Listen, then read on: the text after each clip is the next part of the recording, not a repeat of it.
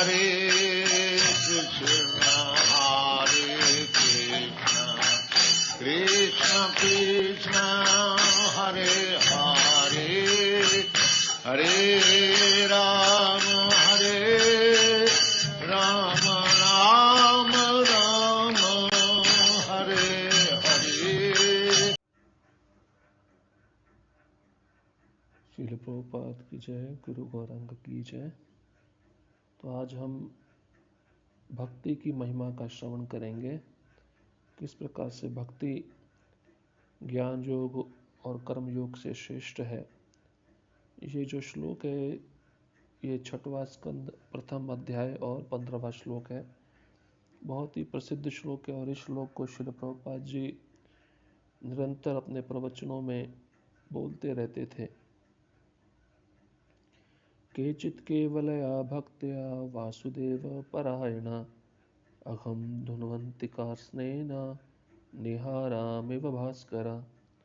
अनुवाद: कोई विरला व्यक्ति ही जिसने कृष्ण की पूर्ण शुद्ध भक्ति को स्वीकार कर लिया है, उन पापपूर्ण कार्यों के खर पतवार को समूल नष्ट कर सकता है जिनके पुनर्जीवित होने की कोई संभावना नहीं रहती। वह भक्ति योग संपन्न करके इसे कर सकता है, जिस तरह सूर्य अपनी किरणों के कोहरे को तुरंत उड़ा देता है। तो यहाँ पर एक विशेष उदाहरण देकर समझाया जाता है। जिस प्रकार से सूर्य अपनी किरणों से कोहरे को हटा देता है। आप जानते हैं जब कोहरा छाया होता है तो व्यक्ति को कुछ भी नहीं दिखता है, पर जैसे सूर्य उदय होता है तो सूर्य की जो किरणें हैं उस कोहरे को नष्ट कर देती हैं, उसको हटा देती हैं। उसी प्रकार से जो भक्ति है, शुद्ध भक्ति, कृष्ण की जो पूर्ण शुद्ध भक्ति है, कोई जीवात्मा जब उसको स्वीकार कर लेता है तो वह पाप पूर्ण कार्यों के खर पतवार को समूल नष्ट कर देता है। इसका अर्थ है कि वह पाप के फल को जड़ समेत नष्ट कर देता है।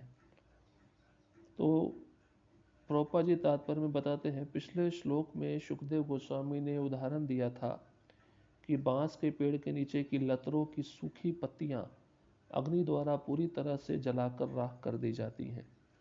यद्यपि लतरें फिर से अंकुरित हो सकती हैं क्योंकि उनकी जड़ें अब भी जमीन के भीतर हैं। इसी तरह चूंकि पापपूर्ण इच्छा रूपी जड़ उस मनुष्य के हृदय में से विनष्ट नहीं हुई है जो ज्ञान का तो अनुशीलन करता है किंतु जिसमें भक्ति के प्रति रुचि नहीं है, अतः उसकी पापपूर्ण इच्छाएं पुनः प्रकट होने की संभावना रहती है। तो प्रभुपाद जी कह रहे हैं, चाहे व्यक्ति कर्म योगी हो या ज्ञान योगी हो, उससे पाप का फल नष्ट नहीं होता है। वो पाप का जो फल है वो जड़ है, उसके हृदय में रहती है। तो ये जो पाप का फल है कब नष्ट होता है? जब वह भक्ति योग को स्वीकार करता है। तो इससे संबंधित श्रील प्रभुपाद जी भागवतम के 10वें स्कंद के 14वें अध्याय का 4थे श्लोक में कहते हैं, श्रेया सन्ति भक्ति मुदस्यते विभो क्लेश्यन्ति ये केवल बोध लब्धये। जो चिंतक पाप तथा पुण्य कर्मों में अंतर करते हुए भौतिक जगत का ठोस ज्ञान प्राप्त करने के लिए अत्यधिक श्रम करते हैं किंतु भक्ति को प्राप्त नहीं है, वे भौतिक कार्यों के प्रति उन्मुख रहते हैं। वे नीचे गिरकर सकाम कर्मों में लिप्त हो सकते हैं, किंतु यदि कोई व्यक्ति भक्ति के प्रति आसक्त होता है तो भौतिक भोग की उसकी इच्छाएं बिना किसी पृथक प्रयास के स्वतः ही नष्ट हो जाती है। भक्ति परेशानुभवो विरक्ति अन्यत्र च। यदि कोई कृष्ण भावनामृत में उन्नत है तो उसके लिए भौतिक कर्म, पाप तथा पुण्य कर्म दोनों ही स्वतः स्वाधीन बन जाते हैं। यही कृष्ण भावनामृत की परीक्षा है। पाप तथा पुण्य कर्म दोनों ही वास्तव में अज्ञान के कारण होते हैं, क्योंकि कृष्ण के नित्य दास के रूप में जीव को अपनी निजी इंद्रिय तृप्ति के लिए कुछ भी नहीं करना होता। अतः ज्यों ही वह भक्ति के पद को प्राप्त करता है, वह पाप तथा पुण्य कर्मों के प्रति अपनी आसक्ति का परित्याग कर देता है और केवल उसी में रुचि लेता है जिसमें कृष्ण तुष्ट हो। भक्ति की यह विधि या कृष्ण की भक्ति वासुदेव परायणा मनुष्य को सारे कर्म फलों से छुटकारा दिलाती है। तो यहाँ पे श्लोक में एक शब्द है वासुदेव परायणा, अर्थात केवल भगवान श्री कृष्ण को समर्पित या उन पे आश्रित, इसलिए यहाँ पे शब्द आया वासुदेव। भक्त्या मतलब उनकी भक्ति, शुद्ध भक्ति, किनकी? कृष्ण की शुद्ध भक्ति। और केचित मतलब कुछ लोग ही कर पाते हैं, सभी नहीं कर पाते। तो प्रभुपाद जी आगे के तात्पर्य में कहते हैं कि जो व्यक्ति पाप और पुण्य के कर्मों के अंतर में लगा रहता है या ज़्यादा से ज़्यादा ज्ञान प्राप्त करना चाहता है शास्त्र के माध्यम से, जिस ज्ञान का संबंध कृष्ण के साथ नहीं है, और ज़्यादा से ज़्यादा फलों की इच्छा करता है सकाम कर्म के द्वारा, तो वह इस भौतिक जगत में उलझा रहता है और नीचे गिर जाता है और उसी में लिप्त रहता है। अब परंतु किंतु यदि कोई व्यक्ति भक्ति में आसक्त हो जाता है तो बताया गया है कि उसकी भौतिक भोग की सभी इच्छाएं बिना प्रयास के स्वतः ही नष्ट हो जाती है, उसको अलग से कुछ भी प्रयास नहीं करना पड़ता। तो उदाहरण के रूप में बताते, जिस प्रकार कोई भूखा व्यक्ति है, उसको अगर चंदन लगाओगे, माला पहनाओगे तो उससे वह संतुष्ट नहीं होगा। उसके सामने जब प्रसाद की थाली रखोगे, जब वह एक एक ग्रास अपने मुख में डालेगा तो वह संतुष्ट हो जाएगा, उसकी भूख भी नष्ट हो जाएगी, उसके शरीर को पोषण भी मिलेगा। उसी प्रकार से जो जीवात्मा है वो आनंदमयो अभ्यासात, वो आनंद चाहता है, तो आनंद उसको भक्ति में ही प्राप्त हो पाएगा। जब तक वह भक्ति नहीं करेगा तब तक उसकी दशा ऐसी है जैसे भूखे व्यक्ति को माला और चंदन लगाना। तो भक्ति करने से ही उसके जो भौतिक कर्म हैं, पाप और पुण्य कर्म हैं, वह उसमें रुचि नहीं लेता, उसमें वह स्वाधीन हो जाता है। और यही परीक्षा है कृष्ण भावनामृत की। जैसे जैसे वह भक्ति में उन्नति करता है तो उसका जो रुचि है ज्ञान और कर्म में कम होता जाता है, और वह समझ जाता है कि मेरा जो स्वरूप है, मैं कृष्ण का नित्य दास हूँ, और वह अपने इंद्र तृप्ति के लिए कुछ भी नहीं करता। वो जो भी करता है कृष्ण की इंद्र तृप्ति के लिए करता है। आगे बताते हैं, चूंकि महाराज परीक्षित महान भक्त थे, अतः उनके गुरु सुखदेव गोस्वामी द्वारा कर्मकांड तथा ज्ञान कांड विषयक दिए गए उत्तर उन्हें तुष्ट नहीं कर सके। इसलिए सुखदेव गोस्वामी ने अपने शिष्य के हृदय की बात जानते हुए भक्ति के दिव्य आनंद की व्याख्या थी। केचित शब्द का यहाँ पर अर्थ है कुछ लोग, सभी नहीं। हर व्यक्ति कृष्ण भावना भावित नहीं हो सकता। ये भी हम जानते हैं कि सभी भक्ति नहीं कर सकते हैं, केवल कुछ ही लोग भक्ति करते हैं। तो ये कैसे संभव होता है? इसका अर्थ है कि पूर्व जन्म में उन्होंने कुछ ना कुछ पुण्य सुकृति की है, आध्यात्मिक सुकृति की है।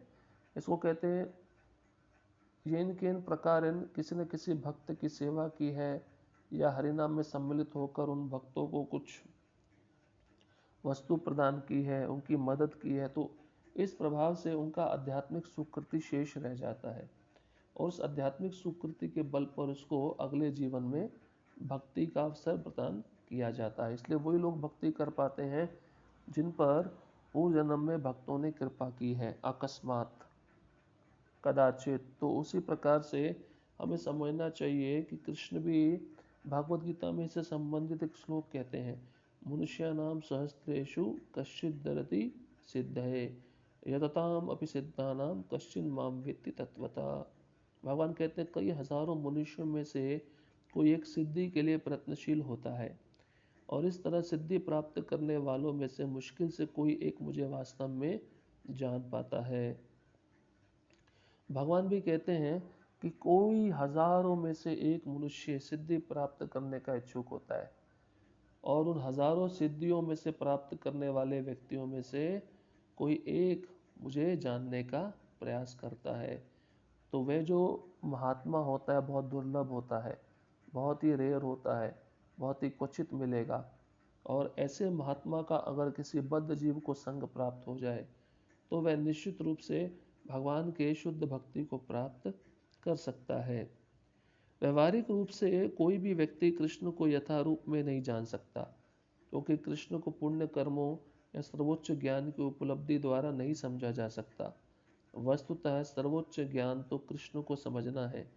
कृष्ण को न समझ पाने वाले अज्ञानी लोग यह सोचकर गर्व से फूले रहते हैं कि वे मुक्त हो गए हैं या कि वे कृष्ण या नारायण बन चुके हैं। यही अज्ञान है। तो कृष्ण को समझ पाना बहुत कठिन है उनके मूल स्वरूप में। यहाँ तक कि उच्च लोकों के जो देवता है वह भी उन्हें नहीं समझ पाते, इसलिए तो इंद्रदेव और ब्रह्मदेव ने उनके प्रति अपराध किया था। तो साधारण मनुष्य के विषय में क्या कहा जाए, पर यहाँ पर लोग उल्टा ये सोचते हैं कि हम ही नारायण बन गए, हम ही कृष्ण बन गए। इसी को मायावाद कहा गया और ये सबसे बड़ा अज्ञान है। माया अपना अंतिम पाश फेंकती है उस जीव के मन में, उस भ्रम पैदा करती है कि तुम अभी ये विचार करो कि मैं भगवान बन गया हूँ, जबकि उसकी जो स्थिति है वो पूर्ण रूप से भगवान के नियंत्रण में है। भक्ति की शुद्धता को सूचित करने के लिए श्रील रूप गोस्वामी ने भक्ति रसामृत सिंधु में कहा है, अन्याभिलाषिता शून्यम ज्ञान कर्मादि अनावृतम। मनुष्य को चाहिए कि परम भगवान श्री कृष्ण की दिव्य प्रेमा भक्ति समर्पित होकर तथा भौतिक लाभ या सकाम कर्मों अथवा दार्शनिक चिंतन के द्वारा लाभ की इच्छा से रहित होकर करे। यही शुद्ध भक्ति कहलाती है। शुद्ध भक्ति क्या है? रूप गोस्वामी परिभाषा देते हैं, जो सकाम कर्म में नहीं आती और जो भौतिक लाभ प्राप्त करने की इच्छा से नहीं की जाती और दार्शनिक चिंतन के द्वारा भी लाभ की इच्छा से रहित होकर की जाती है। तो जैसे आप उदाहरण देख सकते हैं प्रहलाद महाराज का। जब हिरण्यकशिपु का वध हो गया भगवान नरसिंह के द्वारा, तो उस समय भगवान नरसिंह देव ने प्रहलाद महाराज को पूछा कि आपकी क्या इच्छा है? मैं भगवान हूँ और मैं सब अपने भक्तों की पूर्ण इच्छा को पूर्ण करता हूँ, तो आपकी जो भी इच्छा होगी मैं उसको पूरा कर सकता हूँ, आप कुछ मांगिए मेरे से। तो प्रहलाद महाराज बोलते हैं कि ये तो एक व्यापार हो गया। अगर कोई सेवक अपने स्वामी की सेवा करे और सेवा के बदले में अपने स्वामी से कुछ याचना करे, मुझे ये चाहिए, मुझे वो चाहिए, ये एक व्यापार हो गया। जैसे दुकान में जाकर एक व्यक्ति बनिए को पैसा देता है और वह बनिया उस वस्तु को माप तोल के उस व्यक्ति को दे देता है। तो उसी प्रकार से मैं सौदा करने नहीं आया हूँ। वो स्वामी स्वामी नहीं है, वो सेवक सेवक नहीं है। जो शुद्ध भाव से वह सेवक अपने स्वामी की सेवा ना कर पाए। तो बताया जाता है कि प्रहलाद महाराज अपने आचरण से सिखा रहे हैं कि हमें भक्ति में भगवान से कुछ भी मांगना नहीं है, केवल भगवान की सेवा ही मांगनी है। इसी को शुद्ध भक्ति कहा गया है। और भक्ति में अगर कुछ विघ्न आते हैं, कष्ट आते हैं, तो उस भक्त को विचलित नहीं होना चाहिए। प्रहलाद महाराज का उदाहरण अपने समक्ष रखना चाहिए। भक्तिविनोद ठाकुर कहते हैं कि हे कृष्ण, अगर आपकी सेवा में, आपकी भक्ति में मेरे जीवन में विघ्न आए तो वह विघ्न मेरे लिए ही वरदान के समान है। तो एक शुद्ध भक्त ऐसे सोचता है, वह सोचता है कि मेरे जीवन में जो संकट आ रहा है, मेरे पे कृपा हो रही है।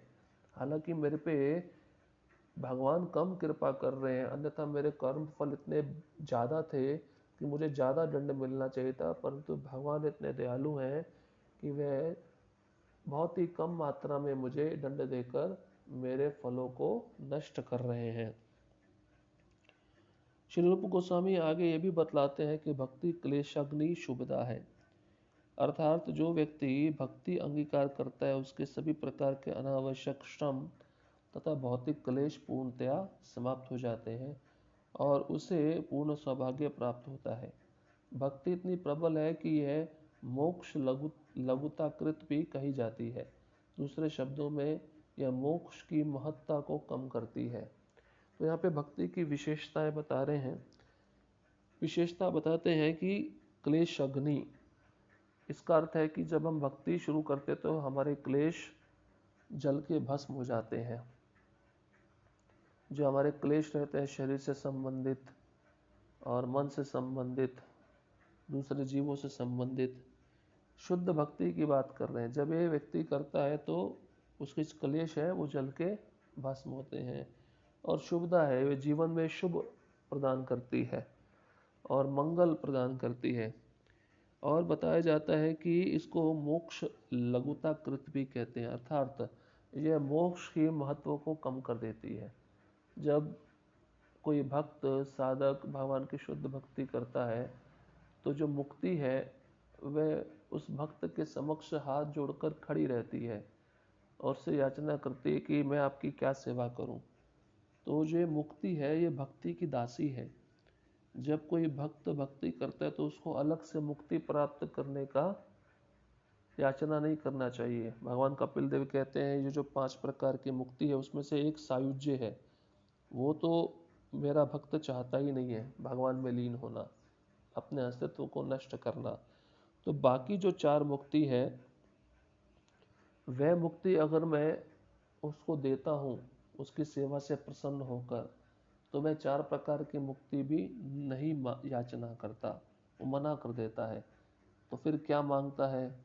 केवल मेरी सेवा मांगता है। तो ऐसा भक्त मुझको अत्यंत प्रिय है जो मेरी शुद्ध भाव से मेरी सेवा करता है। हम भक्ति में कुछ भी क्रिया करें, नाम जप करें या मंदिर का मार्जन करें, भगवान के बर्तन साफ करें, भगवान को पोशाक पहनाएं, भगवान के लिए कुकिंग करें, उन सभी सेवाओं में हमारा भाव होना चाहिए कृष्ण की संतुष्टि। अगर उसमें हम अपने को संतुष्ट करने का प्रयास करेंगे तो वह शुद्ध भक्ति नहीं होगी, वह मिश्रित भक्ति कहलाएगी। तो मिश्रित भक्ति भगवान को प्रिय नहीं है। प्रभुपाद जी कहते हैं अभक्तों को भौतिक कष्टों का सामना करना पड़ता है क्योंकि उनमें सकाम पाप कर्म करने की प्रवृत्ति होती है। उनके हृदय में पाप कर्म करने की इच्छा अज्ञान के कारण बनी रहती है। यह पाप कर्म 3 कोटियों में विभाजित किए जाते हैं, पातक, महापातक तथा अतिपातक। इसके 2 विभाग भी किए जाते हैं, प्रारब्ध तथा अप्रारब्ध। प्रारब्ध उन पाप फलों का द्योतक है जिन्हें वर्तमान समय में भोगा जा रहा है, और अप्रारब्ध उसे कहते हैं संभाव्य कष्ट के स्त्रोत्रों का। जब भी पापों के बीज फलित नहीं होते तो यह फल अप्रारब्ध कहलाते हैं। पाप कर्म के बीज अदृश्य होते किंतु यह असीम होते हैं, असीम, और इसका कोई भी पता नहीं लगा पाता है कि सर्वप्रथम उन्हें कब बोया गया था। तो ब्रह्म संहिता में भी ब्रह्मा जी कहते हैं कि कर्माणि निर्दहति किंतु च भक्ति भाजाम गोविंदमादि पुरुषम तमहम भजामि। तो जो आपकी शुद्ध भक्ति कर रहा है कोई भक्त, तो उसके जो सकाम कर्म के फल हैं, उसका जो पाप है पुण्य है, हे कृष्ण आप उसको समूल नष्ट कर देते हैं। और ऐसे गोविंद के चरणों में मैं प्रणाम करता हूँ। तो शुद्ध भक्ति के माध्यम से ही हमारे जो पूर्व जन्मों के पाप हैं, जो वर्तमान में हो चुके हैं उनके फल हैं, या जो अंकुरित हैं, जो प्रारब्ध है या अप्रारब्ध हैं, तो ये सभी प्रकार के पाप कर्म शुद्ध भक्ति के द्वारा ही नष्ट होते हैं। और फिर इसमें एक फ़ायदा ये भी है कि वह कभी पुनर्जीवित नहीं होते, वो समूल जड़ से नष्ट हो जाते हैं। जैसे हमने पहले सुना ज्ञान और कर्म में तो वह जड़ के द्वारा नष्ट नहीं होते, वो पाप करने की वृत्ति उसमें रहती है। उसी प्रकार से भक्ति में ये नहीं देखा जाता, भक्ति तो इतनी दिव्य है कि वह पाप को जड़ के समूल के साथ नष्ट कर देती है। तो प्रभुपाद जी इस श्लोक में अंतिम तात्पर्य के पैराग्राफ में कहते हैं, शिलजीव गोस्वामी का मत है कि कार्स्नेन शब्द का अर्थ है कि पाप कर्म करने की इच्छा होने पर भी उस इच्छा का उन्मूलन केवल आभास रूपा भक्ति से हो जाता है। भास्कर अर्थात सूर्य का दृष्टांत अत्यंत उपयुक्त है। भक्ति के आभास रूप की उपमा उषा काल से दी गई है और पाप कर्मों के संचय की उपमा कोहरे से दी गई है। चूंकि कोहरा पूरे आकाश में नहीं छाया रहता, अतः सूर्य को अपनी प्रथम किरणें फैलाने के अतिरिक्त कुछ भी करने की आवश्यकता नहीं रहती। इससे कोहरा तुरंत दूर हो जाता है। इसी तरह यदि किसी का भक्ति से थोड़ा सा भी संबंध होता है तो उसके पाप में जीवन का समस्त कोहरा नष्ट हो जाता है। तो जीव गोस्वामी का उदाहरण देते हुए प्रभुपाद जी कह रहे हैं कि अगर कोई व्यक्ति आभास मात्र भी भक्ति करता है, मतलब कि शुद्ध भक्ति पे नहीं है और केवल शुरुआत किया है, तो वह व्यक्ति भी अपने पाप कर्मों के फल से मुक्त हो सकता है। तो उदाहरण के रूप में बताते हैं कि जो भास्कर है, भास्कर का मतलब है सूर्य का दृष्टांत बहुत अच्छा दिया गया है। तो भक्ति के आभास रूप की तुलना उषा काल से दी गई है, मतलब उगते हुए सूर्य से, और पाप कर्मों के संचय की तुलना कोहरे से की गई है। जैसे ही भक्ति व्यक्ति हाथ में जपमाला लेता हरिनाम शुरू करता है, तो ये जो पाप रूपी अज्ञान है जो कोहरे के समान है वह नष्ट हो जाता है। किसके द्वारा? हरिनाम के द्वारा। तो पूरे आकाश में वह कोहरा नहीं छाया रहता है, तो सूर्य की खाली किरणें ही काफ़ी है उस थोड़े से कोहरे को नष्ट करने के लिए। तो ये भक्ति बहुत दिव्य है और प्रभुपाद जी की कृपा से, उनकी परंपरा में आए हुए आचार्यों की कृपा से हमको प्राप्त हुई है। हम बहुत ही भाग्यशाली है कि हम गौड़ीय वैष्णव परंपरा से जुड़े हुए हैं। तो हमें उस परंपरा के सम्मान को, आचार्यों की कृतज्ञता को बनाए रखना है, उनके प्रति विशेष धन्यवाद देना है कि कृष्ण कितने दयालु हैं कि इन विशुद्ध भक्तों के माध्यम से हमको तत्व ज्ञान प्रदान कर रहे हैं और शुद्ध भक्ति भी प्रदान कर रहे हैं। तो हमारा पूरा प्रयास नम्रता पूर्वक, श्रद्धा पूर्वक, निष्ठा पूर्वक यही रहना चाहिए कि हमारी भक्ति से हमारे गुरु महाराज और भगवान कृष्ण कैसे प्रसन्न हो। यही चिंतन उस व्यक्ति के, उस साधक के, उस भक्त के मन में रहना चाहिए। तो ये श्लोक बहुत ही महत्वपूर्ण था और श्लोक में शुद्ध भक्ति की महिमा को उल्लिखित किया गया है। तो भागवतम का एक एक श्लोक बहुत दिव्य है और आपके पास अगर भागवतम है तो इसको पढ़िए। यह जामिल के ही आख्यान से ये श्लोक लिया गया है। श्रील प्रभुपाद की जय। गुरु गौरांग की जय।